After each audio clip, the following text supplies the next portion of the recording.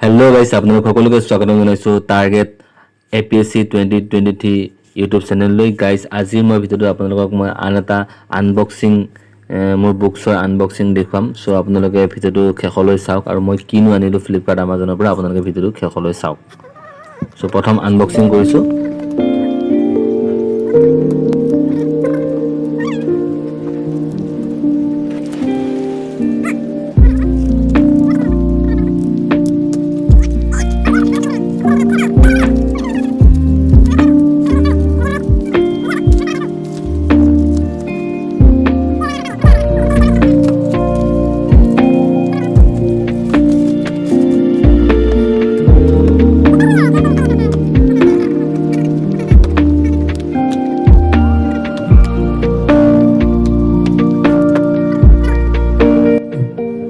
বুকছৰ ভিতৰত প্ৰথম আছে আপোনাৰ Our Past 1 textbook in history for class 6 এখন হৈছে ক্লাছ 6 ৰ হিষ্টৰী টেক্সটবুকখন নেক্সট আহিল আপোনাৰ একে সোশ্যাল সায়েন্সৰ Our Past 2 এখন হৈছে ক্লাছ 7 ৰ হিষ্টৰী বুকছ হয় এখন নেক্সট এখন সোশ্যাল সায়েন্স Our Past 3 অৰ্থাৎ টেক্সটবুক অফ ক্লাছ 8 ৰ টেক্সটবুক হয় next Indian Contemporary World 1 textbook in history for class 9 এখন class 9 or social science kon hoy so এখন হৈছে social science India and Contemporary World 2 textbook in history for class 10 এখন class 10 or next class 11 or আছে এখন themes in world history এখনো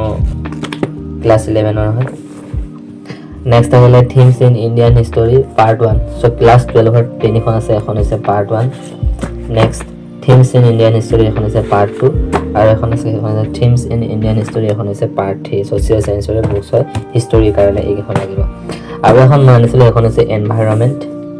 Shankar IAS Academy book publication আৰু এখনৰ যদি review লাগে আপোনালোকে মোক কমেন্টত জনাব মই নিশ্চয় ইয়াৰ ওপৰত গোটেই এখনৰ ওপৰত ৰিভিউ বনাম সো আজি মই এটা দেখালো যে মই কি বুক আনিলো হিষ্টৰী আৰু এনভায়ৰনমেন্টৰ কাৰণে এই যিখন 1 2 3 4 5 6 7 8 9 খন হৈছে হিষ্টৰী অৰ্থাৎ ক্লাছ 6 ৰ পৰা ক্লাছ 12 লৈ ক্লাছ 6 ৰ এখন ক্লাছ 7 ৰ এখন 8 ৰ এখন 9 ৰ এখন 10 ৰ এখন 11 ৰ এখন বাট 12 ৰ হৈছে তিনিখন আৰু এখন মই আনিলো এনভায়ৰনমেন্টৰ কাৰণে IAS Academy Shankar IAS Academy এখন Shankar IAS Academy এইখন যদি বুকছ লাগে এনভায়ৰনমেন্ট আৰু আপোনাৰ হিষ্টৰী কাৰণে তেতিয়াহলে আপোনালোকে ফ্লিপকাৰ্ট বা আমাজন গৈ class 6 to class 12 NCERT books বুলি মাৰিব হিষ্টৰী গোটেইখন আপোনালোকে লিংক পাই যাব আকৌ এখন এনভায়ৰনমেন্ট Shankar IAS Academy বুলি ফ্লিপকাৰ্ট বা আমাজনত যদি মাৰি দিয়ে তেতিয়াহলে আপোনালোকে ইয়াৰ ডিটেইলছ বিলাক পাই যাব আৰু প্ৰাইচটো পাই যাব সো তাৰ পৰা আপোনালোকে এইখন বাই কৰিব পাৰিব সো এনেদৰে আপোনালোকে এই বুকছ এখন কিনিব পাৰিব আৰু যদি এনভায়ৰনমেন্ট আৰু হিষ্টৰী যদি ৰিভিউ লাগে বুকছৰ তেতিয়াহলে মই নেক্সট ভিডিঅ' দিয়াৰ ৰিভিউ আপোনালোকক দিবলৈ ট্ৰাই কৰিম আপোনালোকে কমেন্টত মাত্ৰ জনাব আৰু এনেদৰে মৰম দি থকা ভিডিঅ'বোৰ চাই থকা আপোনালোক সকলোকে ধন্যবাদ জনাইছো যিমান পাৰে আপোনালোকে শ্বেয়াৰ কৰিব আপোনালোকৰ বন্ধু বান্ধৱীলৈ ধন্যবাদ